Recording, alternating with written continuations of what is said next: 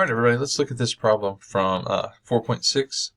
So we have this wire, and this wire is going to be B units long. So whatever B is, we don't know what B is, but that's how long this thing is.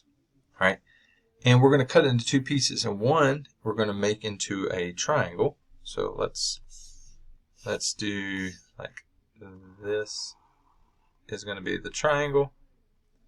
And we'll say that that is X units long, and that's going to be our triangle. And then the rest of this thing is going to be made into a circle. And if this is B and this is X, then this is B minus X units long. Okay. Think of this like B is 10. 10 and this is 4. 10 minus 4 is 6. These two add up to B. So X and B minus X add up to B. All right. What we have to remember here is it's equilateral triangle. That means whatever X is, we split that up into 3 pieces, and each one of those pieces is going to be a third of X. Right? All 3 pieces are going to be a third of X. So our triangle is going to look like this. All right, and then the way that I got it drawn, each one of these is 1/3 X units long. Okay? So that is the way that we can visualize it, what's being done to that. Now the circle, this B minus X, this is going to be bent. This straight line is going to be bent into a circle shape.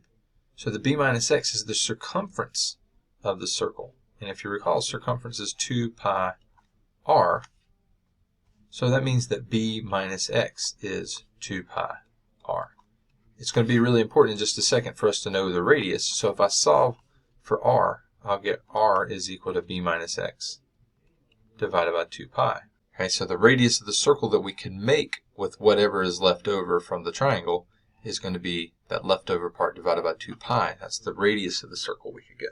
All right, now the area formula for a triangle, an equilateral triangle. If you don't know this formula, you can easily just search it. Area equilateral triangle formula. It's the square root of 3/4 a squared. So the area of our triangle, let me keep it red, the area of our triangle is equal to the square root of 3/4 times a squared, where a is a side. And let me just show you this picture. That's each side length. So our side lengths are 1/3 x. And we square that. All right. The area of a circle, let's switch over to here. The area of a circle is pi r squared, where r is this B minus X over 2 pi. So for our problem, the area of the circle is equal to pi times B minus X over 2 pi squared. Pi r squared. All right. Square root of 3/4 side length squared. And then if you read the problem here carefully, we're going to add these areas together and minimize that sum. So the function that we're looking for to minimize a of x is equal to these two things added together. The area of the triangle plus the area of the circle. So that's going to be the square root of 3/4. If I square this, I'm going to get 1/3 squared would be 1/9 x squared.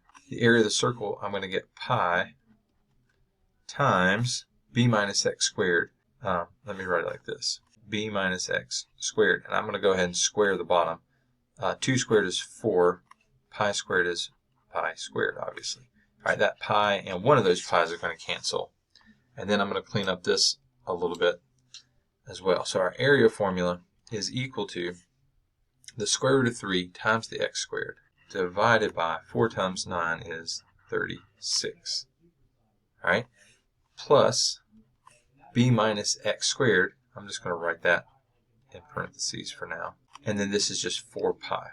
All right, we're not, I'm not going to expand that inside because of what I'm getting ready to do. All right, this is our function that gives us the area. You give me how much I can cut from here. Obviously, the number here has to be somewhere between 0 and b. So x is something between 0 and b. I have to have something left over for the circle.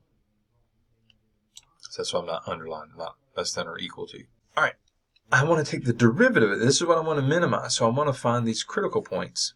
So if I take the derivative of this, notice here the power rule says bring the 2 down and subtract 1. If I bring the 2 down, it's going to reduce with that 36 and make it an 18. So 2 divided by 36 will reduce to 1 divided by 18. The same thing is going to happen here. The 2 will come down. It'll reduce with that 4. And then we'll have a power of 1. So we'll have a b minus x to the first. And then the 2 and the 4 will reduce to 2 pi. But we have to chain on the derivative of what's inside. B is just some number. So the derivative of b is 0. But negative x, we're taking the derivative here with respect to what we're cutting off for the wire. So the derivative here is negative 1. So my derivative is the square root of 3 over 18 times that x. This is actually a minus, and then I'll just write it as b minus x over 2 pi. Now what do we want to do with this derivative? We want to set it equal to 0 to find those critical points. You know, we're going to have something that this is technically a positive x squared. If we squared all this out, we'd have a positive x squared. So this is going to be a minimum. So our goal is to find where that minimum occurs. It's going to occur at a critical point. So if I set this equal to 0, I'm going to move this over to the other side, and I'm going to get the equation the square root of 3/18 times x is equal to b minus x over 2 pi. So I got a proportion. Remember the proportions, you just multiply diagonally, cross products. Set the cross products equal. So I've got the square root of 3 times 2 pi times x. So 2 pi times the square root of 3 times x is equal to 18 times b minus x. All right, what do I want to do now? I want to distribute this 18 through and group my x's together. So 2 pi square root of 3 times x equals 18b minus 18x. Group your x's together on one side of the equation, but add that 18x over, and that's equal to 18b. And then finally, pull out the x. So I got x in common. 2 pi square root of 3 plus 18 is equal to 18b. And now finally divide by the stuff that's being multiplied by x, and you've got x isolated. So 18b over all of this stuff, 2 pi square root of 3 plus 18. Now everything's even, 18, 18, and 2 pi, so I could reduce that, and I would, to 9b over pi square root of 3 plus 9. And there is our value for b that minimizes the shape. So the length of the piece the wire's been to for the equilateral triangle. Go back and look at what we said all the way at the beginning. X is that piece. So that's what we just solved for. If you go back and took all this work, X, the length of the triangle, the length of the perimeter of the equilateral triangle. So 9b pi square root of 3 times 9. Or sorry, it's pi times the square root of 3 plus 9. Is what I got there. The length of the piece that is bent into the shape of the circle. All right, well, that is going to be b minus that x.